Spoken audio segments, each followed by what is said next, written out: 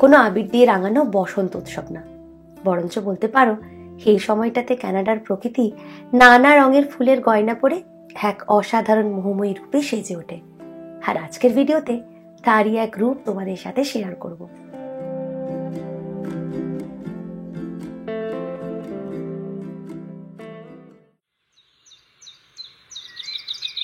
নমস্কার, কেমন আছো সবাই? মিষ্টি বঙ্গালের আরেকটা নতুন ব্লগে আমি সুদীপ্তা তোমাদের সকলকে স্বাগত জানাই। আজকে সকালটা দেখেছ কি সুন্দর না? একদম রোদ ঝলমলে একটা সকাল। আর তাছাড়া আজ নেই কোনো অফিস বা কাজের ধারাও, কারণ তন্ময় আজকে ছুটি নিয়েছে। আর তাই বলতে পারো আমরা এখন সকালবেলায় যাচ্ছি একটা পার্কে। অবশ্যই পার্কটা আমাদের বাড়ি থেকে একদম হাঁটা পথেই। তবে ওই যে একটা কথা আছে না, যে জিনিসটা আমরা সহজেই পাই তার কোনো কদর বুঝি না। আর আমাদের বেলা তো এই একই অবস্থা। এখানে আজকে আসার কোনো প্ল্যানই ছিল না, তবে গতকাল আমার এক বন্ধুর থেকে পাওয়া একটা ভিডিও দেখে আর লোভ সামলাতে পারলাম না, তাই সকালবেলায় একটু টিফিন করেই এখানে চলে এসেছি। আর কেন, সেটা তোমরা একটু বাদেই বুঝতে পারবে। এই হলো সেই পার্কটা, আর এই পার্কটার নাম কারিয়া পার্ক। কানাডার মিসিসাগা সিটির একদম ডাউন টাউনেই আছে এই পার্কটা। মানে এই পার্কটার চারিদিক জুড়ে শুধু বড় বড় বিল্ডিং। অবশ্যই পার্কতে কিন্তু সারা বছরই লোকজন ঘুরতে আসে, সেটা শীতকালই হোক বা বসন্তকাল। তবে স্পেশালি এই সময়টাতে মিসিসাগার আশেপাশে যারা থাকেন তারা মোটামুটি প্রত্যেকেই একবার হলেও ঘুরে যায়। আর কেন, সেটা যখন এই পার্কটার ভেতরে ঢুকবে তখন তোমরা নিজেরাই বুঝে নিতে পারবে। তো এটা হচ্ছে পার্কটার মেন এন্ট্রান্স। তবে এই মেন এন্ট্রান্স ছাড়াও আরো আরেক দিকের এন্ট্রান্স আছে। আগে আমরা এইখান দিয়েই যাই, তারপরে ওই এন্ট্রান্সের দিকটাও তোমাদেরকে নিয়ে যাব। তার কারণ হচ্ছে এইখান দিয়ে সিঁড়ি বেয়ে একদম মেন গেটে পৌঁছাতে আমার দারুণ লাগে। আর এর সাথে যেটা উপরি পাওনাটা এই সময়টাতে পাওয়া যায় সেটা হলো যে এই যে রাস্তাটা আছে বা এই যে সিঁড়িটা আছে, এটার দুটো সাইডে কি সুন্দর ছোট বড় রং বেরঙের ফুলের গাছ। আর এই ফুলের গাছের মাঝখান দিয়ে হাঁটতে কিন্তু বেশ দারুণ লাগে। অবশ্য ভেতরে ঢোকার আগেই দেখছি অনেক মানুষেরাই এখানে অলরেডি ছবি তুলতে শুরু করে দিয়েছে। অবশ্য এই সময়টাতে এখানে প্রচুর জাপানিজদেরও দেখা যায়, কারণ বিশেষ করে জাপানিদের কাছে এই পার্কটা ভীষণ স্পেশাল। আসলে এই পার্কটা একটা জাপানিজ গার্ডেনের আদলে তৈরি, তাই বলতে পারো এই কারিয়া পার্কটাকে পার্ক কম আর গার্ডেন বেশি বলা যায়। 1981 সালে সিটি অফ কারিয়া আর মিসিসাগা সিটির মধ্যে একটা সিস্টার সিটি সম্পর্ক স্থাপিত হয় এই কারিয়া পার্কের মাধ্যমে, এবং 1992 সালের জুলাই মাসে খোলা হয় এই পার্কটা। মিসিসাগা এবং কারিয়ার মধ্যে সিস্টার সিটি রিলেশনশিপ তৈরির উদ্দেশ্যে 11th অ্যানিভার্সারি উদযাপন করতে এই পার্কটা খোলা হয়েছিল। আর কানাডিয়ান এবং জাপানিজ দুই জনের বা দুই দেশের পরিকল্পনাতেই কিন্তু এই অসাধারণ পার্কটা তৈরি হয়েছিল। অবশ্য এখান থেকেও পার্কটার ভেতরে ঢোকার দুই দিকে রাস্তা আছে, একটা হলো এই দিকে আর একটা হলো এই দিকে। চলো আমরা বরঞ্চ এই দিকটা দিয়েই এগোই। সব থেকে বড় কথা হচ্ছে কানাডাতে কিন্তু প্রচুর পার্ক আছে। মানে তোমরা যদি একটু বাড়ির বাইরে বেরো তাহলেই দেখবে বাড়ির চারদিকে 4টে পার্ক পেয়ে যাবে। অ্যাটলিস্ট আমাদের বাড়ির সামনেই কিন্তু 4-5টা পার্ক আছে। কিন্তু নর্মালি ওই পার্কগুলোতে যেগুলো দেখা যায় সেটা হচ্ছে ওই পার্কে একটা বাচ্চাদের খেলার জন্য সেপারেট জায়গা থাকে, বা ধরো অনেকগুলো বেঞ্চ পাতা থাকে যেখানে মানুষজন বসে একটু পিকনিক করতে পারলো, বা ধরো সাইড দিয়ে একটা রাস্তা থাকে সেইখানে মানুষজন ওয়াক করতে পারে, কখনো মর্নিং ওয়াক বা ইভিনিং ওয়াক। তবে এই পার্কটা কিন্তু সাধারণ যে পার্কগুলো আমরা দেখে থাকি তার থেকে অনেকটাই আলাদা। মানে এই পার্কে যে শুধু ফুলের গাছ আছে বা বিভিন্ন ধরনের ফুল দেখতেই মানুষজন আসে তা কিন্তু না, এই পার্কে দেখার মতো আরো অনেক জিনিস আছে। চলো তোমাদেরকে বরঞ্চ সেইগুলোই এক এক করে দেখাই। এই যে পাথরের সুবাকাই বেসিনগুলো দেখছো, এগুলো নাকি জাপানের কারিয়া থেকে একজন স্কাল্পটার মানে ফুমিও নাইতো বলে একজন ছিলেন, তিনি এটা খোদাই করেছিলেন।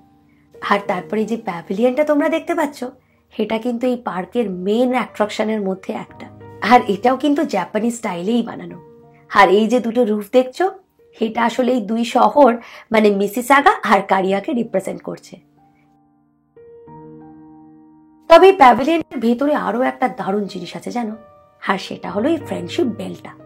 এই বেলটা নাকি কাস্ট করা হয়েছিল জাপানে, এবং 2001 সালে এই দুই শহরের টুইন সিটি রিলেশনশিপের 20th অ্যানিভার্সারিতে গিফট করেছিল জাপান।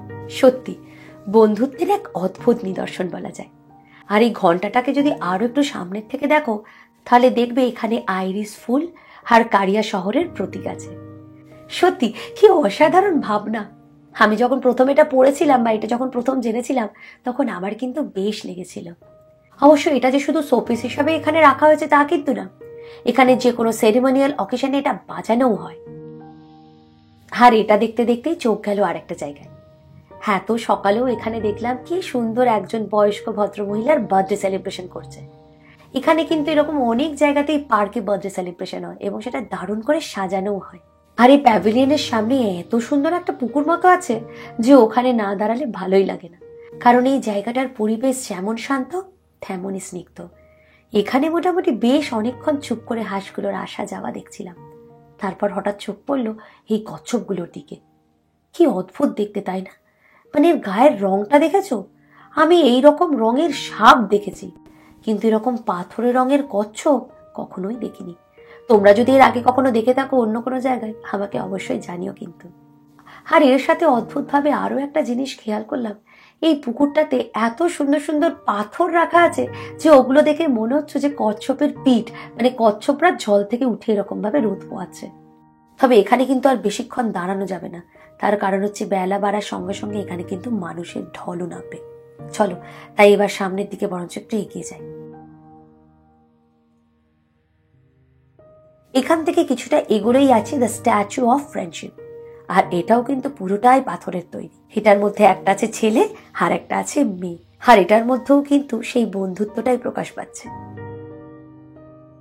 তবে এর উল্টো দিকেই আছে একটা দারুণ সুন্দর ছোট্ট কাঠের ব্রিজ, আর এই ব্রিজটা থেকে প্যাভিলিয়নের ভিউটা দারুণ আসে। সেটা যে সময় তোমরা ছবি তোলো না কেন, এই প্যাভিলিয়নের ছবিটা কিন্তু দারুণ লাগে। অবশ্য অনেকেই ব্রিজের সামনে দাঁড়িয়েও বেশ সুন্দর সুন্দর ফটোগ্রাফি করে। আর এখানে আমি আবার কিছুক্ষণ দাঁড়িয়ে এই হাঁসগুলো কি করছে সেগুলো দেখছিলাম। অবশ্যই হাঁসগুলো যে শুধুমাত্র এই পার্কেই দেখতে পাওয়া যায় তা কিন্তু না, এই সময়টাতে গোটা শহর জুড়েই তোমরা এই গুজ বা এই হাঁসগুলো তোমরা দেখতে পাবে। অবশ্য আমি যে এখানে একা দাঁড়িয়ে হাঁসগুলো চলাফেরা রক্ষা করছি তা কিন্তু না, এই হাঁসগুলোর সাথে যারাই আসে তারা একবারের জন্য হলেও সময় কাটিয়ে যায়। সত্যি এই শহরের বড় বড় বিল্ডিং এর বুকে হে যেন এক টুকরো অন্যরকম জগৎ। তবে এই ব্রিজটা দিয়ে আরো একটু এগোলেই আছে আরো একটা দেখার মতো জিনিস, আর সেটা হলো এই ছবিটা। এটা যদি সামনের থেকে দেখো তাহলে দেখবে মিসিসাগা এবং কারিয়ার সিটিজেনদের বেশ কিছু ছবি কোলাজ করে রাখা আছে। আসলে মিসিসাগা এবং কারিয়ার মধ্যে একটা কানেকশন ক্রিয়েট করার জন্যই এরকম একটা বিশেষ আকর্ষণ বলতে পারো। এবং এই ছবিটা থেকে যত দূরে যাবে দেখো কি সুন্দর ফটোগুলো মিশে গিয়ে আরো একটা দারুণ ফটো সৃষ্টি করেছে। আর এই ছবিটা কিসের জানো? এই ছবিটা হলো মান্দো মাতসুরিতে জাপানিদের উৎসবের একটা চিত্র। আর এই ছবিটাতে টোটাল নাকি 6750টা ছোট ছোট ছবি আছে। কি দারুণ বলো এটা। এটার নিচের পিকচারে যেটা লেখা আছে সেটা পরে বুঝলাম মান্দো মাতসুরি হলো 200 বছরেরও বেশি পুরনো একটা উৎসব, যেটা জাপানের কারিয়ার বাসিন্দারা সেলিব্রেট করে। মান্ডো হলো বিশাল বড় আকারের একটা রঙিন কাগজের লণ্ঠন, আর সারা শহর থেকে লোকেরা বৃষ্টির জন্য প্রার্থনা করার জন্য আকিবা মন্দিরের ঈশ্বরের উদ্দেশ্যে এই মান্ডো ধরেন। সামারের টাইমে পুরো আকাশ জুড়ে ভাসমান এই বিশাল উজ্জ্বল মান্ডোটা নাকি দেখার মতো হয়। কারিয়া পার্কে যারা এসেছো আর এটা যারা খেয়াল করনি তারা কিন্তু অবশ্যই এটা দেখো। অবশ্য তারপরেই আমার যেদিকে চোখ গেল সেটা হলো জাপানিজ ম্যাপেলের গাছ। নর্মালি এই সময়টাতে যে ম্যাপেল ট্রিগুলো গোটা কানাডা জুড়েই আছে সেগুলোতে সবুজ পাতা ধরেছে, আর সেই সবুজ পাতা যখন অক্টোবর মাস আসে তখন কোনোটা হলুদ, কোনোটা লাল বা কোনোটা কমলা রঙের হয়ে যায়। কিন্তু এই যে জাপানিজ ম্যাপেল ট্রিগুলো আছে এর পাতাগুলো প্রথম থেকেই লাল রঙের হয়। সত্যি কি অসাধারণ লাগছে, তাই না? দেখে মনে হচ্ছে প্রকৃতি যেন এক মুঠো লাল আবির এই গাছগুলোতে ছড়িয়ে দিয়েছে। চলো এখানে অনেকটা সময় কাটালাম, এই দিকটাতে আর সেরকম দেখার কিছু নেই, বরঞ্চ আমরা এই আঁকা বাঁকা ব্রিজটা দিয়ে ওই পাটটাতে যাই। এই দিকটাতে এসেই আমি হতবাক হয়ে থমকে গেছি। বিশ্বাস করো এর আগে অনেক জায়গায় আমি সাদা রঙের চেরি গাছ দেখেছি, বা তোমাদের আগের ভিডিওতেও আমি সাদা ফুলের চেরি গাছ কিন্তু দেখিয়ে এনেছি। তবে এটা হচ্ছে গোলাপি রঙের চেরি ফুল। আর এই রাস্তাটাও কিন্তু ভারী চমৎকার লাগছে। দেখো দুই সাইডে কি সুন্দর গোলাপি রঙের ছোট ছোট চেরি ফুল থোকা থোকা হয়ে ফুটে আছে, আর মাঝখান দিয়ে চলে যাচ্ছে এই রাস্তাটা। চলো এই রাস্তাটা দিয়ে বরঞ্চ একটু হেঁটে আসি। সত্যি কি দারুণ লাগছে। অবশ্য ম্যাক্সিমামই দেখছি যে চেরি ফুলগুলো আছে সেগুলো ঝরেই গেছে। আমি তাই ভাবছিলাম যে আমি যদি 2 দিন আগে আসতাম তাহলে বেশ হতো, তাহলে আরো বেশি ফুলগুলো থাকতো গাছের মধ্যে, আর তার রূপ হয়তো আরো সুন্দর লাগতো।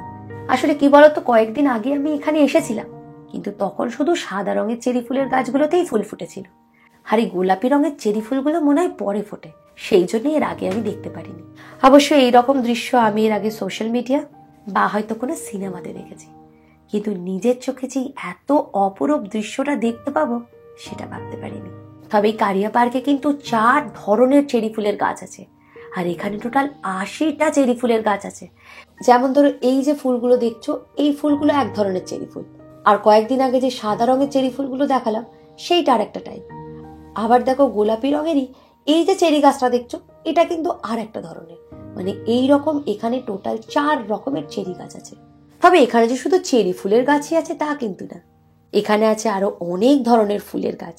যেমন ধরো এই কারিয়া পার্কে ঢোকার মুখেই আছে 2টো ম্যাগনোলিয়া ফুলের গাছ। এটা হলো ড্যাফোডিল, এটা হলো প্যান্সি, এই ফুলটার নাম হায়াসান্থ, আর এর সাথে যেটা না বললেই নয় সেটা হলো টিউলিপ। এখানে বিভিন্ন রঙের এবং বিভিন্ন শেডের টিউলিপ ফুল আছে। সত্যি বলতে কি পার্কটা যে বিশাল বড় তা কিন্তু না, এর থেকে অনেক বড় বড় পার্ক তোমরা বাড়ির আশেপাশেই দেখতে পাবে। কিন্তু এই পার্কটার বিশেষত্বই হলো এই পার্কটাতে এত সুন্দরভাবে সমস্ত জিনিস সাজানো যে অনায়াসেই অনেকটা সময় এই পার্কটাতে কাটিয়ে ফেলা যায়। অবশ্যই পার্কটার কিন্তু আর একটা বিশেষত্ব আছে, আর সেটা হলো ফটোশুট।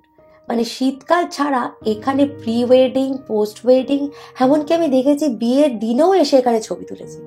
এছাড়াও মডেল ফটোগ্রাফি বা আদার্স যত ধরনের ফটোগ্রাফি হয় এখানে মোটামুটি সব ধরনেরই ফটোশুট হয়। অবশ্য হবে নাই বা কেন বলতো, এই ছোট্ট পার্কটাও কি সুন্দরভাবে সাজানো বলতো। যে কোনো জায়গাতেই তোমরা দাঁড়াও না কেন ছবি কিন্তু ফাটাফাটি আসবে। আর দেখো বলতে বলতেই চোখ গেল আমার একজন মডেলের দিকে, অলরেডি কিন্তু ওখানে ফটোশুট স্টার্টও হয়ে গেছে। এই সব দেখতে দেখতেই এই পুকুরটার পাশ দিয়ে হাঁটছিলাম, আর তখনই চোখ পড়লো 2টো কচ্ছপের দিকে। শীতকালে রোদ পোয়াতে কার না ভালো লাগে বলতো, আর সেদিক থেকে এই কচ্ছপগুলোই বা বাদ যাবে কেন। তাই কচ্ছপ আর হাঁস 2 বন্ধু মিলে বেশ সুন্দর করে রোদ পোহাচ্ছে। তবে তোমরা আর একটা জিনিস খেয়াল করেছো কিনা জানি না, এই পুরো পার্কটা জুড়ে কিন্তু ছোট বড় সুন্দর সুন্দর পাথর দিয়ে সাজানো। আর তাছাড়া এখানে এখন সারা জায়গা জুড়ে রং বেরঙের গাছ দেখতে পাওয়া যায়।